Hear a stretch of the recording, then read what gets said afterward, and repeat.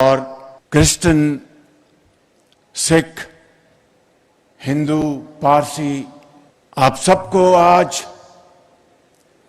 میں دل کی اتھاہ گہرائیوں سے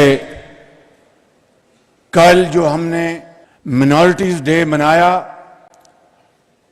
اس کے اوپر میں آپ سب کو دل کی گہرائیوں سے مبارکباد پیش کرنا چاہتا ہوں، اور یہاں پر موجود اس قوم کے درخشندہ ستارے جن کے ہاتھ میں پاکستان کی ترقی اور خوشحالی کی کنجی ہے، میں آپ سب کو 14 اگست جس کی آمد ہے اس کی مبارکباد دینا چاہتا ہوں۔ اور علامہ اقبال نے کہا تھا کہ غلامی میں ناکام آتی ہیں، غلامی میں ناکام آتی ہیں شمشیریں نہ تدبیریں، جو ہو ذوق یقین پیدا تو کٹ جاتی ہے زنجیریں۔ تو کوئی اندازہ کر سکتا تھا کہ 1947 میں 14 اگست کو ایک نیا ملک دنیا کے نقشے پر آئے گا؟ اسٹینلی والپورٹ، جو کہ ایک بہت مشہور مورخ ہے، اس نے اپنی کتاب جناح آف پاکستان میں لکھا ہے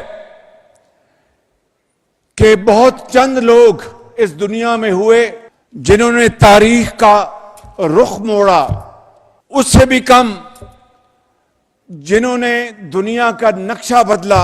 شاید ہی کوئی تھا جس نے ایک نئی قوم، ایک نیا ملک تخلیق کیا۔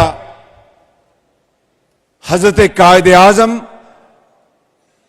ان کو اللہ تعالیٰ نے یہ توفیق دی کہ انہوں نے یہ تینوں کام کر ڈالے، اور 14 اگست کو پاکستان مارز وجود میں آیا۔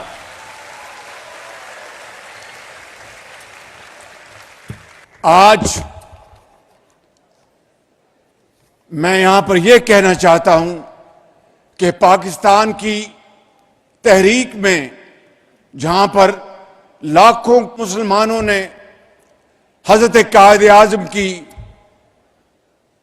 عظیم لیڈرشپ میں حصہ لیا، جس میں نوجوان بھی تھے، جس میں انجینئرز، ڈاکٹرز، علماء، زندگی کا ہر طبقہ اس میں شامل تھا، وہاں پر ہمارے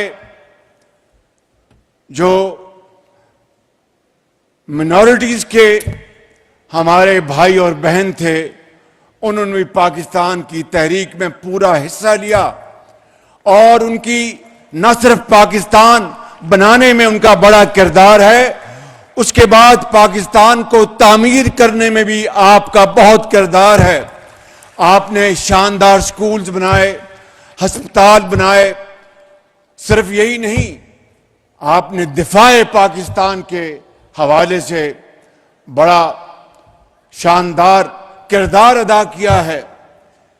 سیسل چودھری کو کون نہیں جانتا؟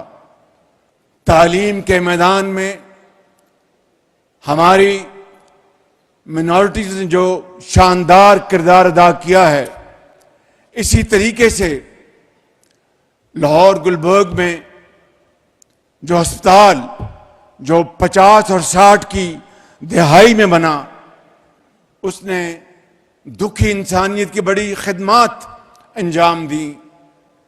میں سمجھتا ہوں کہ آج ایک نیا پاکستان مارز وجود میں آ چکا ہے، کیونکہ 6 اور 10 مئی اس سال جو افواج پاکستان نے دشمن کو وہ کاری ضرب لگائی ہے کہ عمر بھر یاد رکھے گا، عمر بھر۔ اور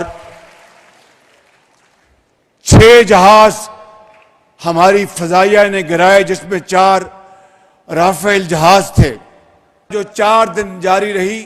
اس جنگ میں ہمارے جوانوں نے، دلیر جوانوں نے ان کو وہ سبق سکھایا جو ان کو رہتی دنیا تک یاد رہے گا. اور یہ وہ سپوت ہیں، یہ وہ جوان ہیں ہماری افواج پاکستان کے کہ جب وہ میدان جنگ میں نکلے تو ان کی ماں نے یہ دعا کی کہ بیٹا جا کے پاکستان کا جھنڈا بلند کرنا، پاکستان کی سرحدوں کی حفاظت کرنا اور جان دے دینا، گھر واپس نہ آنا لیکن دشمن کو زیر کر کے آنا. اور میں یہ بتانا چاہتا ہوں آج دشمن کو کہ اگر تم ہمارا پانی بند کرنے کی دھمکی دیتے ہو تو یہ بات ذہن میں رکھنا کہ پاکستان کی ایک بوند بھی تم پاکستان سے چھین نہیں سکتے. اس خدائے بزرگ و برتر کی قسم ہے کہ اگر تم نے یہ حرکت کی تو دوبارہ تمہیں وہ سبق سکھائیں گے کہ تم کانوں کو ہاتھ لگاؤ گے پاکستان کا تم کبھی بھی.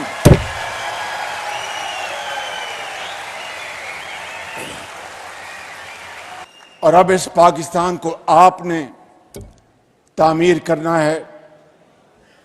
یہ لیپ ٹاپس ابھی آپ کو جو ویڈیو دکھائی گئی کہ انٹرسٹ فی لون پہ ملیں گے، وہ ایک علیحدہ اسکیم ہے. چند دنوں میں 1,00,000 ماڈرن ٹیکنالوجی سے لیس لیپ ٹاپس جو ہمارے ہائی اچیورز ہیں، بیٹے اور بیٹیاں، نہ صرف اسلام آباد میں، نہ صرف گلگت بلتستان میں، نہ صرف آزاد کشمیر میں، بلکہ پاکستان کے دوسرے علاقوں میں 1,00,000 لیپ ٹاپ آپ کو آپ کی تعلیمی قابلیت کی بنیاد پر بغیر کسی انٹرسٹ کے لون کے دیا جائے گا. اور یہ وہ لیپ ٹاپ ہے جس سے کہ انشاءاللہ دوبارہ آپ پاکستان کی تعمیر کے لیے، پاکستان کی ترقی کے لیے اور اپنے خاندان کی عزت کو بڑھانے کے لیے یہ لیپ ٹاپ آپ کے ہاتھ میں تھمائے جائیں گے. صرف اور صرف میرٹ کی بنیاد پر، کوئی اس میں سفارش نہیں ہوگی، کوئی اس کے اوپر کسی کا نیپوٹزم کا سایہ تک نہیں ہوگا. یہی پالیسی میری پنجاب میں رہی، یہی پالیسی آج یہاں پر ہے اور انشاءاللہ یہی پالیسی پاکستان کو عظیم بنائے گی انشاءاللہ.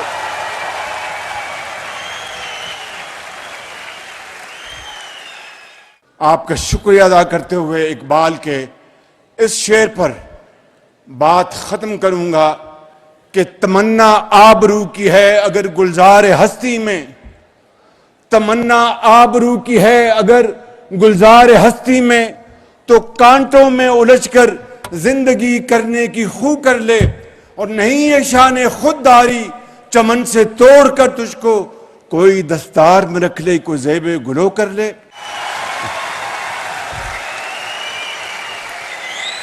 کہ محنت سے انشاءاللہ پاکستان عظیم بنے گا. اور اگر بھارت نے جو ہم سے 5 گنا بڑا ملک ہے، اس کی عسکری قوت کہ اس کے اوپر ناز ہے، وہ سب ناز، اس کا غرور 10 مئی کو غرق ہو گیا تھا.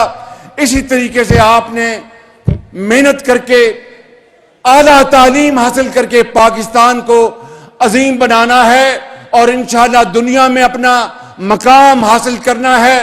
میں آخر میں یہ آپ سے کہوں گا کہ میرے ساتھ نعرہ لگاؤ، پاکستان، پاکستان، قائد اعظم. خدا حافظ.